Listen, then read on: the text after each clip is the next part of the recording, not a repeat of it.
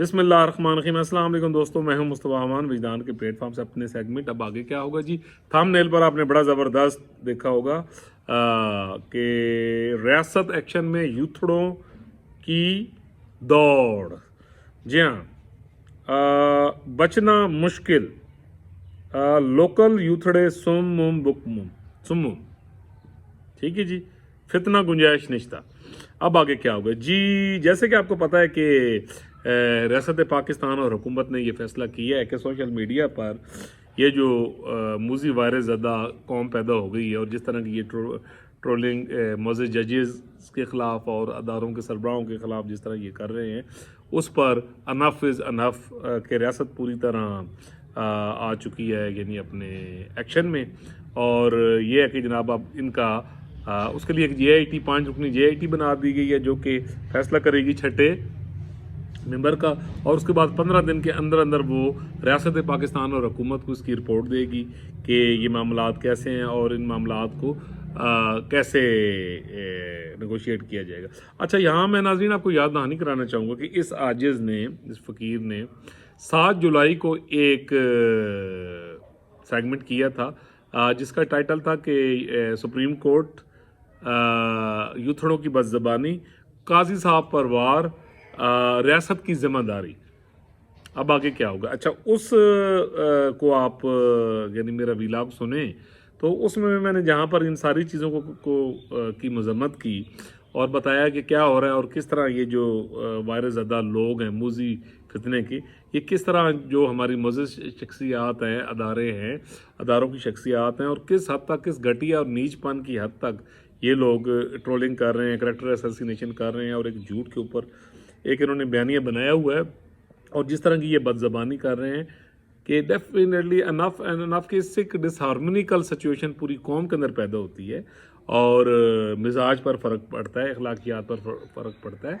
एक हद तक तो ये चीज़ें काबिल बर्दाश्त होती हैं, लेकिन जब बर्दाश्त से बाहर ये हो जाती हैं तो फिर उसका कुछ ना कुछ करना पड़ता है। तो अगर आप मेरा वो वीलॉग सुने तो उस वीलॉग में भी मैंने रियासत पाकिस्तान से,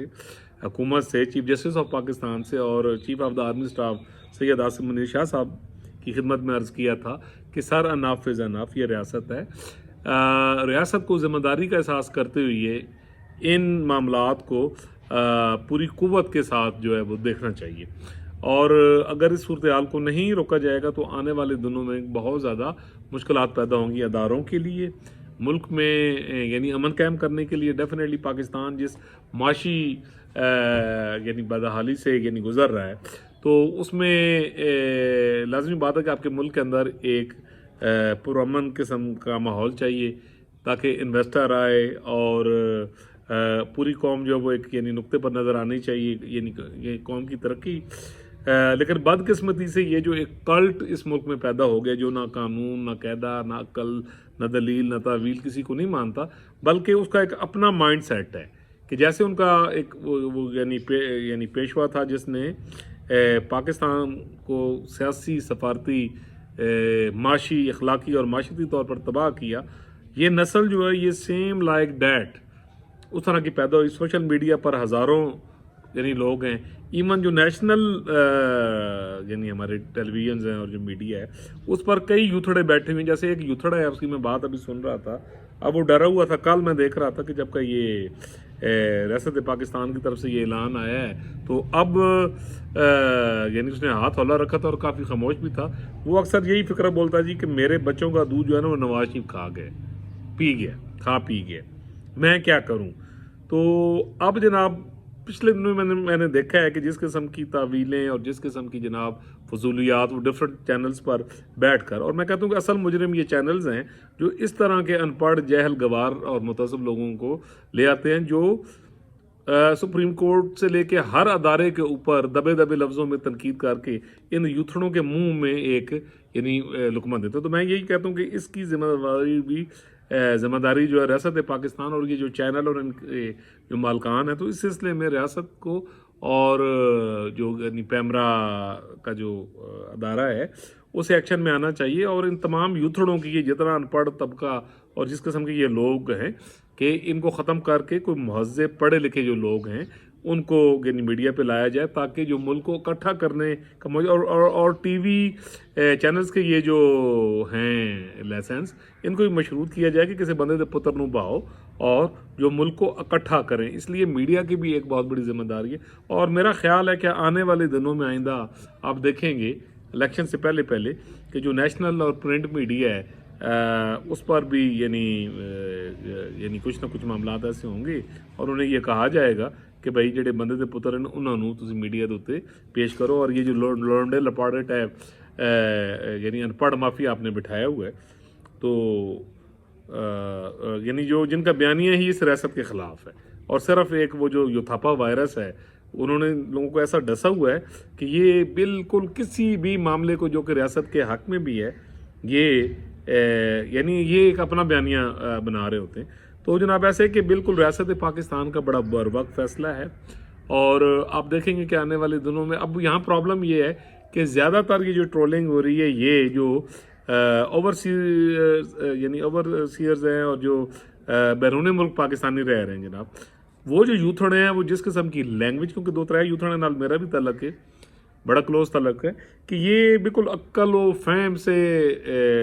یعنی نابلد ہوتے ہیں اور جس قسم کی یہ پھر زبان بولتے ہیں. اچھا یہ وہاں رہ کر پاکستان کی باتیں کر رہے ہوتے ہیں. انہوں نے کہی تھا کہ بھائی پاکستان 80 رہندے سانوں پتہ ہے کہ کیڑا ملک کیڑے ویلے ٹھیک سی ساڈا ملک ہے کب لوگوں کو روٹی مل رہی تھی کس نے تباہ کیا یہ پاکستانی عوام سمجھتی ہے.